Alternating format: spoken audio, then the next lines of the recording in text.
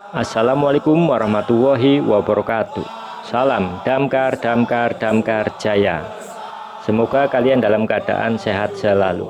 Di video kali ini kalian akan saya ajak latihan tanya jawab soal pemadam kebakaran. Soal ini tentang perilaku api part 2. 15 soal dan dalam satu soal yang benar kalian mendapatkan 5 poin. Nanti kalian jumlahkan dan nilai sendiri seberapa besar kemampuan kalian dalam menguasai soal-soal tes seleksi CPNS maupun P3K teknis pemadam kebakaran nanti. Karena latihan ini dibuat untuk kalian yang akan mengikuti tes seleksi CPNS atau P3K, kemungkinan besar soalnya akan keluar di ujian nanti. Ikuti videonya, ambil ilmunya, daftar seleksinya, dan semoga sukses. Baik, kita mulai saja latihannya. 15 soal tentang perilaku api part 2. Selamat mengerjakan. Pertanyaan pertama, apa yang dimaksud dengan tahap pertumbuhan pada tahap-tahap kebakaran di ruangan tertutup? A. Tahap ini muncul setelah adanya fenomena flashover, kalor yang dilepaskan sangat besar. B. Material yang terbakar sudah habis dan temperatur ruangan berangsur turun. C. Diawali dengan munculnya api di dalam ruangan, proses awal mula timbulnya api. D. Setelah suatu bahan bakar menyala dan terbakar, api mulai berkembang kepada bahan lainnya, temperatur ruangan masih relatif rendah.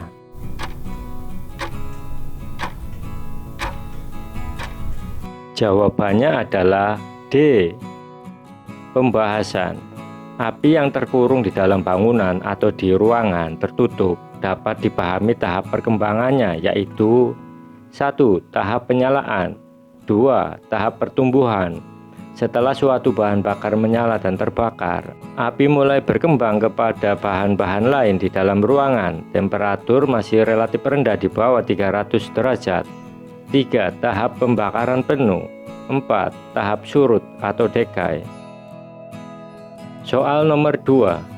Pengertian dari tahap surut atau dekai pada tahap-tahap kebakaran pada ruangan tertutup adalah: A. Diawali dengan munculnya api di dalam ruangan.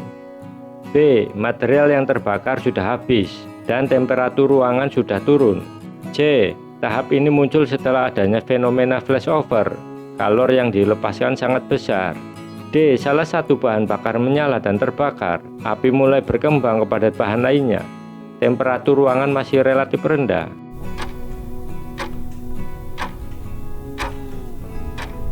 Jawabannya adalah B.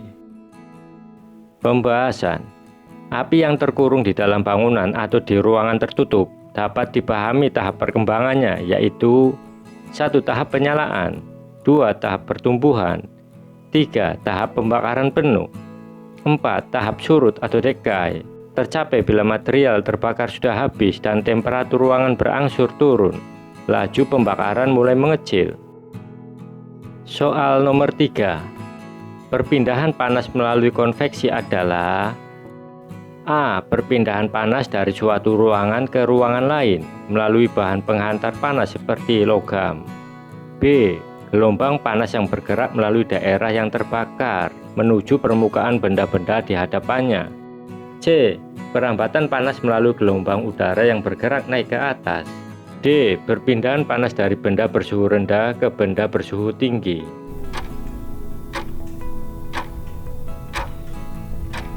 Jawabannya adalah C. Pembahasan. Macam-macam perpindahan panas. 1. Radiasi adalah gelombang panas yang bergerak melalui daerah yang terbakar menuju permukaan benda-benda di hadapannya. Konduksi adalah perpindahan panas dari suatu ruangan ke ruangan lain melalui bahan penghantar panas seperti logam. Konveksi adalah perambatan panas melalui gelombang udara yang bergerak naik ke atas.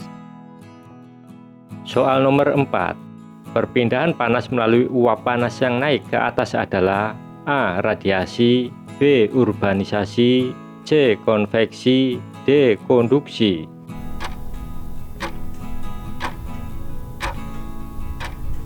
Jawabannya adalah C. Pembahasan. Macam-macam perpindahan panas. Radiasi adalah gelombang panas bergerak melalui daerah yang terbakar menuju permukaan benda-benda di hadapannya.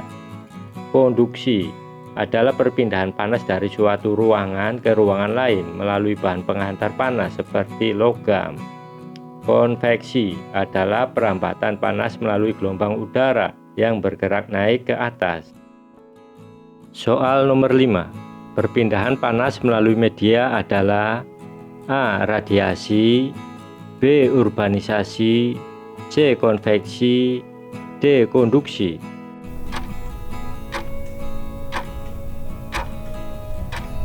Jawabannya adalah D. Pembahasan. Macam-macam perpindahan panas. 1. Radiasi adalah gelombang panas yang bergerak melalui daerah yang terbakar menuju permukaan benda-benda di hadapannya. 2. Konduksi adalah perpindahan panas dari suatu ruangan ke ruangan lain melalui bahan penghantar panas seperti logam. Konveksi adalah perambatan panas melalui gelombang udara yang bergerak naik ke atas. Soal nomor 6. Kelas K termasuk jenis kebakaran bahan bakar jenis A. Kebakaran benda padat, B. Kebakaran benda cair, C. Kebakaran benda logam, D. Kebakaran minyak rumah tangga.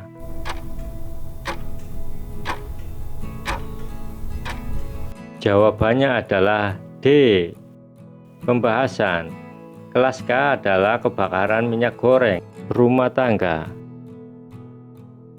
Soal nomor 7. Kebakaran yang dibagi menjadi 4 kelas, yaitu kebakaran A, B, C, D adalah peraturan dari A. NFPA, B. Permen PU nomor 26/2008, C. Permenaker 04/MEN/1980, D. Semuanya salah.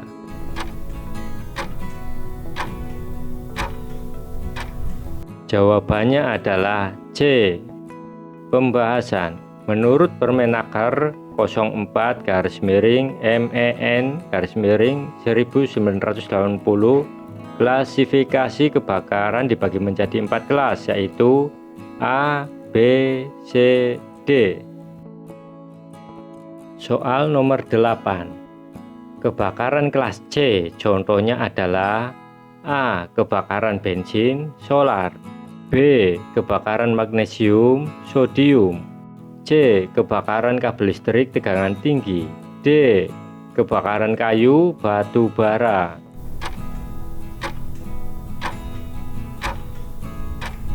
Jawabannya adalah C. Pembahasan. Kebakaran benda listrik adalah kelas C. Soal nomor 9. Pemadaman dengan menurunkan suhu bahan bakar yang sedang terbakar sehingga tidak tercapai temperatur titik nyala disebut menggunakan metode pemadaman A. Isolasi terhadap udara, B. Penguraian bahan bakar, C. Pendinginan, D. Memutus rantai kimia.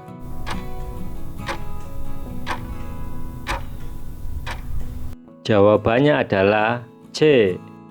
Pembahasan. Metode pemadaman dengan menggunakan metode pendinginan dengan cara menurunkan suhu bahan bakar yang sedang terbakar, biasanya dengan menggunakan air, sehingga temperatur tidak tercapai titik penyalaan. Soal nomor 10. Dengan menggunakan bahan tertentu untuk mengikat reaksi rantai kimia disebut dengan menggunakan metode pemadaman A. Isolasi terhadap udara, B. Penguraian bahan bakar, C. Pendinginan, D. Memutus rantai kimia.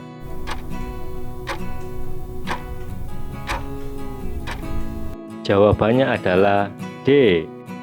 Pembahasan.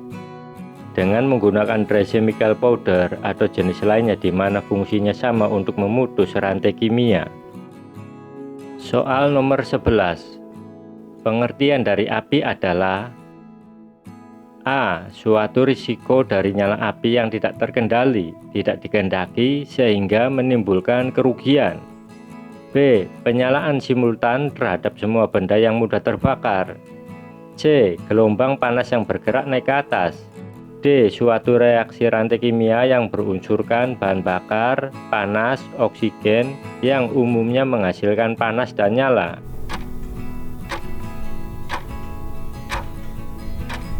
Jawabannya adalah D.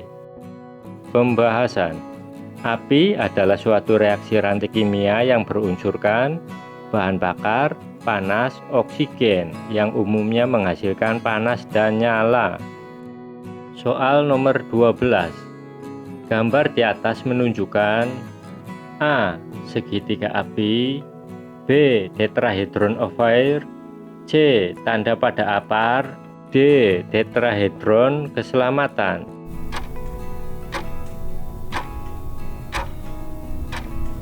Jawabannya adalah A. Pembahasan. Segitiga api atau triangle of fire terdiri dari pertemuan bahan bakar, oksigen, dan panas. Soal nomor 13. Berikut ini karakteristik bahan terhadap perkembangan api, kecuali A. Posisi fisik, B. Sifat fisik, C. Kondisi fisik, D. Luas area permukaan.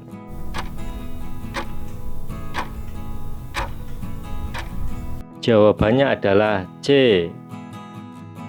Pembahasan. Karakteristik bahan terhadap perkembangan api yaitu posisi fisik, sifat fisik, densitas atau kepadatan, luas area permukaan. Soal nomor 14. Dari ketiga jenis bahan bakar, padat, cair, dan gas, mana yang lebih cepat mendukung terjadinya pembakaran? A. Benda padat, B. Cair, C. Gas, D. Cair dan benda padat.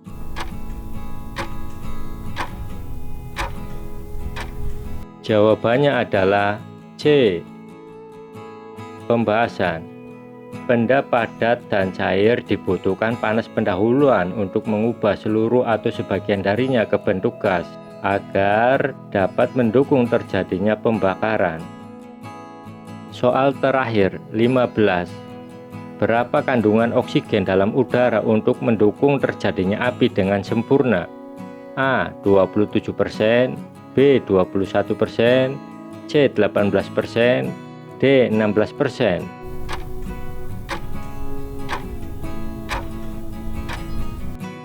Jawabannya adalah B. Pembahasan. Dalam udara normal, manusia dapat bernapas dan bekerja dengan baik.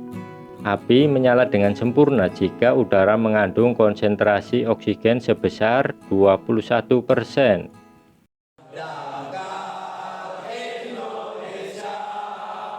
Oke, selamat buat kalian yang telah mengerjakan latihan.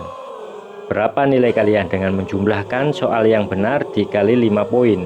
Jika nilai kalian 25 poin ke bawah, kalian harus giat berlatih lagi. Dan jika nilai kalian mencapai 50 poin, kalian sudah ada jiwa pemadamnya. 50 poin ke atas, kalian hebat. Sekarang lanjut latihan di video berikutnya tentang perilaku api part 3. Selamat berlatih dan semoga kalian sukses serta lolos dalam mengikuti tes seleksi CPNS maupun P3K.